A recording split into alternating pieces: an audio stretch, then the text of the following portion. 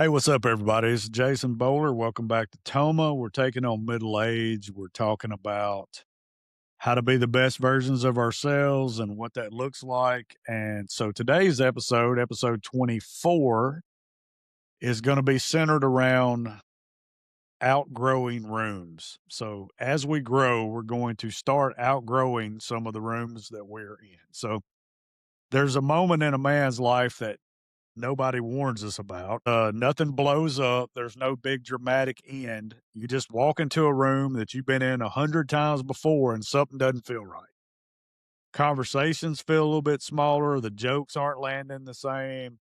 The complaints sound louder. And for the first time, you realize you don't really belong there anymore. This is where most of us start to panic because we feel like there's something wrong with us. The thing that we're most used to that's been serving us well for our entire life, the environment that we've loved and cherished our whole life suddenly feels like you're in a room full of strangers. And probably the worst thing you can do at that point is to not understand that you might be growing and start shrinking yourself back down to fit in that room again because of the whole nostalgia thing. So we're going to talk about what happens when you outgrow the room and why that discomfort is not a failure on your part. It just means you're growing. I'll say a little thing about me and my story with that is, the 10 years I was in a major rut, I was one of the people probably in a room that other people walked out of. And that's not their fault. At the time, I was probably upset about it. I know I've had some friends come through my life that you got this idea that they're going to be your friends forever. And then you get yourself in a rut, and it's no one else's job to hang out with you if you're in a rut. It's really not, especially if they have other things going on in their life and they start to grow and their life changes and their interests change and their goals change and you're not moving. You're stagnant. You're an anchor. They have to cut you loose in order to sail away and do what they need to do. I've been on both ends of that. I've been on the losing end of that quite a few times.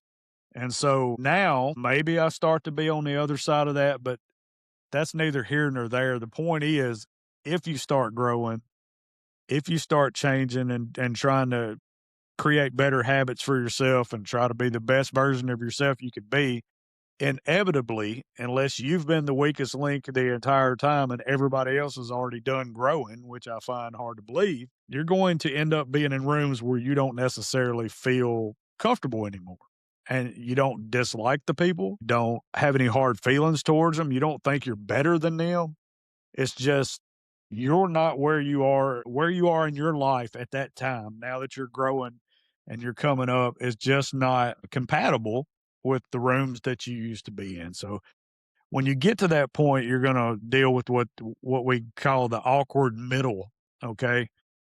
So growth doesn't feel like confidence at first. It feels like displacement. It feels like you're an outcast, right? People, and we talked about crabs in the bucket last week. Those are people that actively try to kind of keep us down, but we're just talking about how you feel when you're growing, maybe a self-conscious a little bit about where you are in your life when you walk into a room and no one else in the room has to really do anything to you negatively. It's just how you feel. So that middle ground when you're starting to grow before you've gotten to where you want to be and you're still trying to sort it off out in your head and you're still trying to figure out if this is the right direction, or are you making a mistake, or are you doing the right thing by making all these changes? There's going to be that lonely time in the middle where you're going to feel displaced, like you don't really have a group. You're groupless, um, and you don't fit in with the old crowd anymore. So you don't. You also don't yet belong in the new rooms that you do want to be in because again, you're like purgatory, right?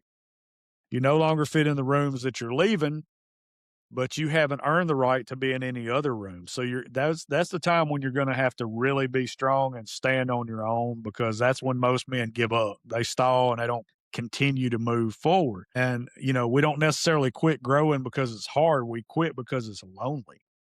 The thing to remember is this lonely phase is temporary. And some of our best work is going to be in those lonely times. And we have to We have to master our minds to tell ourselves that this is how growth is done. Growth is not done out in front of everybody. Growth is done backstage.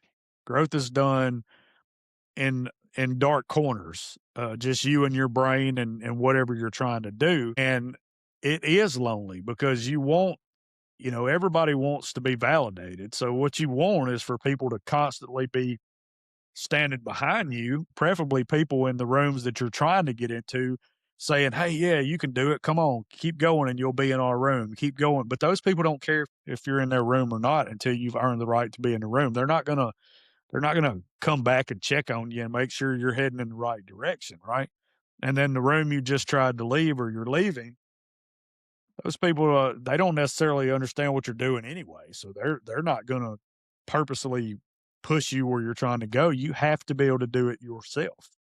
You have to be able to do anything you wanna do yourself. Now, there are groups out there, obviously, there's the Toma community, there's other places, the Measly Mile Mafia that we talked about that will, push you if that's what you're trying to do, but as far as what room you belong in, there is that purgatory space where you don't feel like you really belong anywhere. But that's going to change. That's only going to be temporary. The only thing that's going to stop you is if you just retreat. So don't retreat. And you have to also understand that people are going to be uncomfortable around you. So this goes back to the crabs in the bucket and your growth reflecting the fact that other people are stagnant. Other people aren't moving forward. So people feel judged without you ever saying a word. Like if you're doing something and they're not, it feels like you're judging them, which is not the case. Maybe you become a little too intense for them, or you become too different, or you're quote unquote not fun anymore. You didn't change the rules.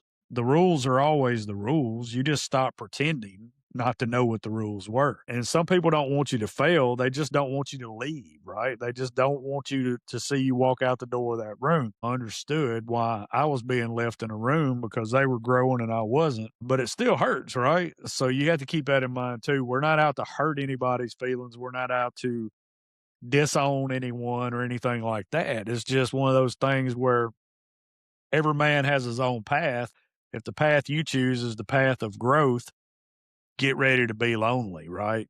Just get ready for it. It's coming. So we have to remember that isolation itself is not the enemy. Isolation does not equal abandonment, right? Nobody's abandoning you. You haven't abandoned anyone else. It's just sometimes you got to, again, get away from people in order to do what you want to do with your life. And then maybe if you're lucky, when you come out the other side, all those people go, "Oh, now it makes sense.